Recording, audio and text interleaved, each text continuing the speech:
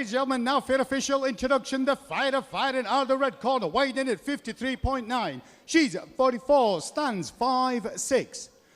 She fights out of Aberdeen Combat Centre and hails from Aberdeen, Caroline, the Duchess Plumley.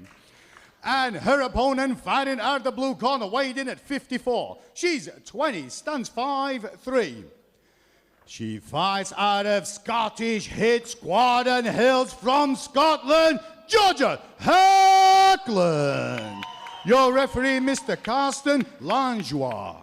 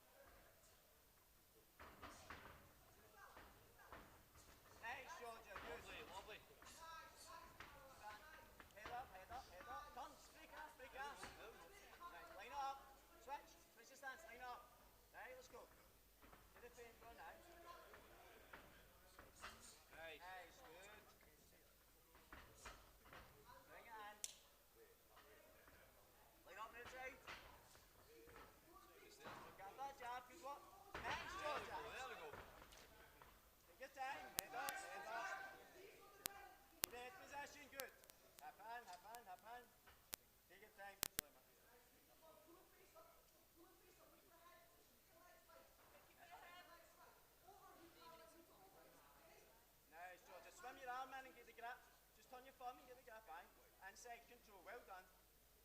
No. Drive forward. Up, stance, head in the middle. There you go. Nice. Head in the middle, Georgia. Great takedown. And a half. Take your time. Put your hands on. One that essentially pulled guard here, so we'll see. And at amateur level, you just don't know how much of that is a plan or how much of that is you don't know. It might be that she's not confident in defending those takedowns because you do leave a little bit of exposure for strikes.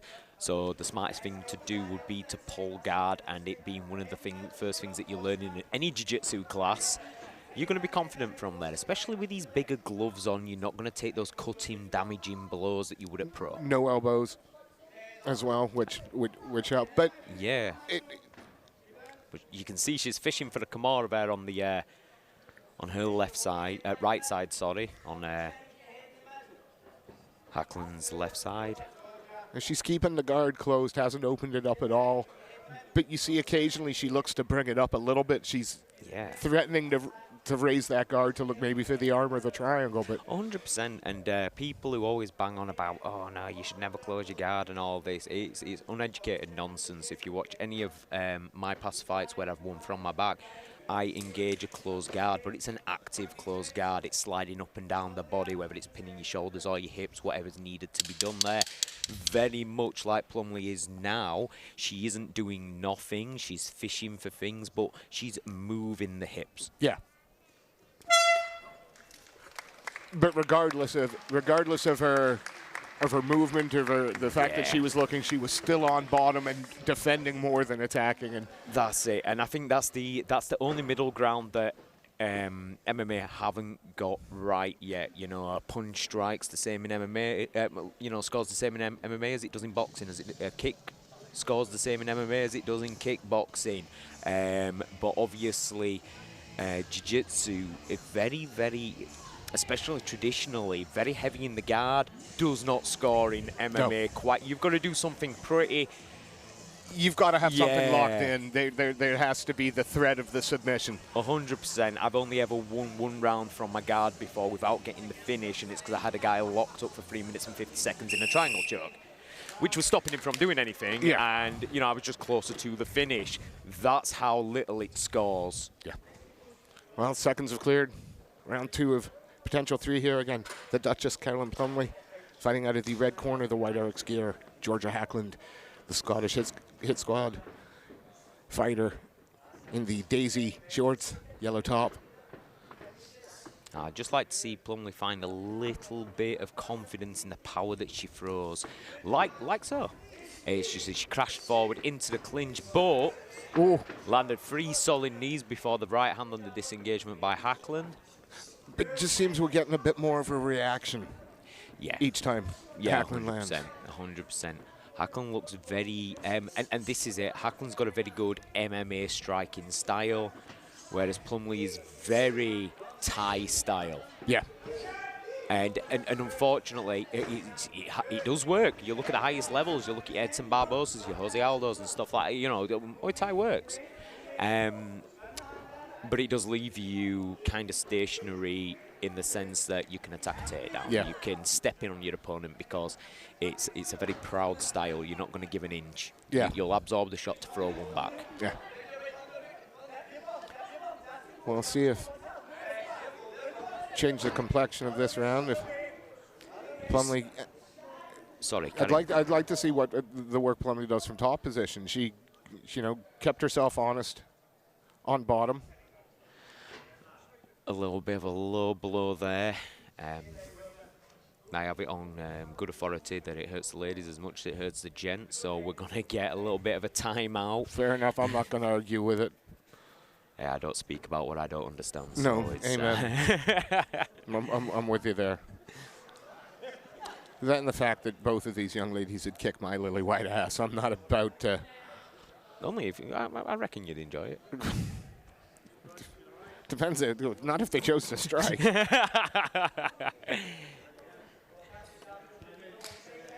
All right, round continues. And Plumley, rightly so, getting the position taken. Nothing malicious, no point taken, but having the position taken away from her.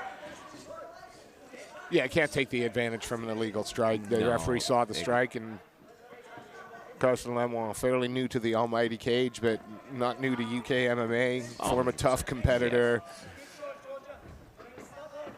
Trained with the legendary Roughhouse.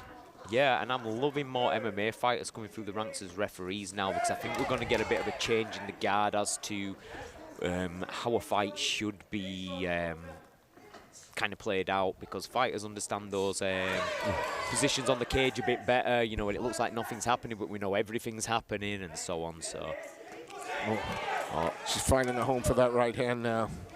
Yes, you can just big see swing. Beautiful there, entry by Plumley. She just needs to suck those hips away from the cage. Yeah, she got the hands grasped. She can just run backwards, suck the hips away. But she proved me wrong. Well, right in her own corner as well now. A little bit of time left to work, 30 seconds. Now we're about to see if Hackland's got any answers for Plumley on top. Absolutely. Keeping Plumley close at the moment. That's it. Plumley just chipping away. Little shots. Don't have to be too overcommitting, especially with Hackland just tying up the wrists, climbing the guard nice and high. Only 5. Oh. We got a little bit of a malfunction there. Sorry, folks at home who were watching. It said there was 5 seconds left on the clock, but in actual fact, time had just expired. But she didn't do a lot of damage in top and wasn't there a great deal. But wasn't enough in the eyes of the judges to take that round. You see, the striking exchanges, you know, for if my opinion's worth anything. I think Hackland did well at range, and Plumley does come across, and I alluded to it earlier, she threw a shot and she crashed into Hackland, but she landed 3 big knees off of that. Yep. She's really good in closes, Plumley, so it was very, very close, but she got the takedown, so it could just be the moment that the judges were looking for to separate the two from. Well, we've got 180 seconds left to try and separate these 2 young ladies. We wondered whether either of them would look to close the distance, use the takedown. both of them have now. One apiece in takedowns. You can just see Hackland looks so much more comfortable from range. She's got very long, loose shots that she, with a slight loop to her, but Plumley getting the drive there. Can she get the hands tied together? Looks like she's nearly there, but the whizzer there by Hackland just pulling the shoulder up on her left side is preventing that. Plumley could switch to a high crotch or a single there. It would work out well for her, but she decides to go in with that brutal knee to the thigh. She's got the head position. She's going to just keep. The head position is what's doing the work for her there. Nice knee there, but Hackland reverses the exchange. Beautiful. She just waited for that change in the weight and the momentum. As soon as Plumley threw the knee, she spun her. Very nice. Plumley only knows one direction, that's forward. And, you know, it's a gift and a curse. Yeah. She's an exciting fighter because of it, but like you say there, Hackland didn't have to do much at set 4 pivot. Yeah. Oh, Plumley fighting the underhook. It's a little bit low, but she's just so good with those knees. They're both exchanging knees up the middle. And she's going to be outstriking a 3-1 in the clinches. Yeah. That's not an official stat, folks, at home. I am no mathematician by any stretch. Just hear from the Scottish Hit Squad corner there that, you know, Plumley's tired and still pushing forward, but she is taking some pretty deep breaths. She is. Oh, beautiful, but you've just got to watch that knee at armor. You can't go to the head. She thought about it. She thought about it. She did. You saw her pull it, and I saw it graze just off the top of the chest. If anything, I think the thigh connected with the face, but still, you've got to watch that weapon. Absolutely. Plumley's still lots of feints, just reaching out. That's it. And she's staying busy. She's throwing, like you say, a lot of feints. Does have that very rounded shoulder, that very tie. Yeah. Beautiful exchange there. I think Plumley just landed a beautiful cross, but Hackland comes back with a hook cross herself. And Hackland's seeing everything coming at the moment. She is indeed. Now it's important that Plumley can turn away from the fence here. But again, she's getting those strikes off from all angles. From You've got everywhere. to score these because they are solid shots. Absolutely, and you know, so you have. Oh, and she just to finish the round in a really tight fight. And again, it wasn't Hackland getting the takedown. Plumley went for the wizard trip and just ended up. It's one of those techniques where it is very much 50-50 unless you're all legs and arms, unfortunately. Yeah, well, we're going to find out if Georgia Hackland's going to keep that O move to 3-0 or whether Plumley's going to tie up that record and the Duchess goes to 3-3. Very, very close. Very close indeed. I couldn't be a judge in this scenario because, again, the damaging shots, the biggest damaging shots were coming from Plumley's knees. Yeah. And but the volume at range from Hackland was a thing of beauty. Well, wiser heads than mine are going to have to make this decision while we're waiting for Mr. Seth Khan to take a look at the judges' scorecards. Give a quick shout out again to the sponsor of this fight, Virtua. Both corners look happy with the work that their fighters did. Both girls smiling, so over to the MC, Mr. Safe Khan, for the official decision.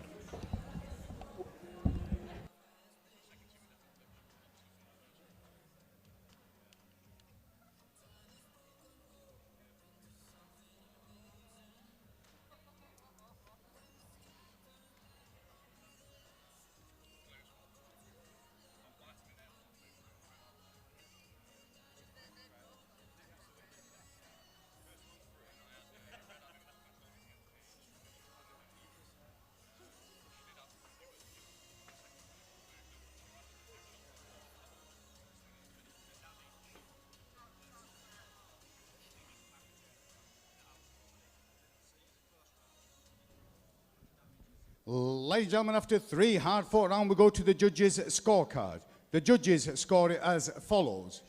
29-28 Plumley, 30-27 Hackland.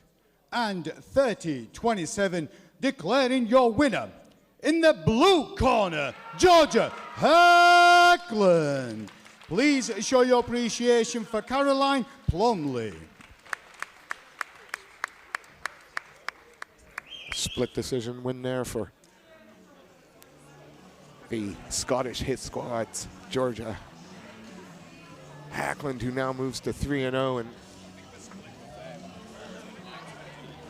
Danny and I were talking as the MC was taking that little bit of time that it must have been a really tight fight and a split decision.